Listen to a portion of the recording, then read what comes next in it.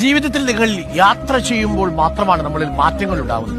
നിങ്ങൾക്ക് കഴിയാവുന്ന രീതിയിൽ നിങ്ങളുടെ സാമ്പത്തിക ശേഷിക്ക് പറ്റുന്ന രീതിയിലുള്ള ചെറിയ യാത്രകളൊക്കെ ചെയ്യണം.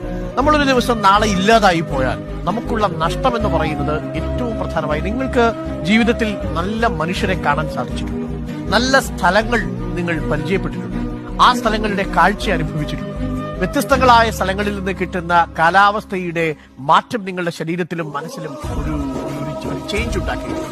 ഇതൊക്കെയാണ് അടിസ്ഥാനമായി ജീവിതത്തിന്റെ മൂല്യമായി നമ്മൾ കണക്കാക്കുന്നത്.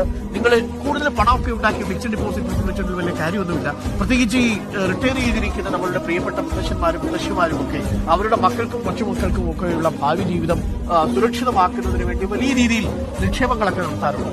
ആ നിക്ഷേപങ്ങളൊക്കെ നടത്തുന്നതിൽ തെറ്റില്ല. പക്ഷെ എങ്കിലും അതിലൊരു നല്ല പങ്കും നിങ്ങളുടെ ജീവിതത്തിൽ ഈ സായാഹ്ന വേളകളിൽ മനോഹരമാക്കുന്നതിന് വേണ്ടി യാത്രകൾ ചെയ്യുന്നതിന് വേണ്ടി നിങ്ങൾ ഉപയോഗിക്കണം.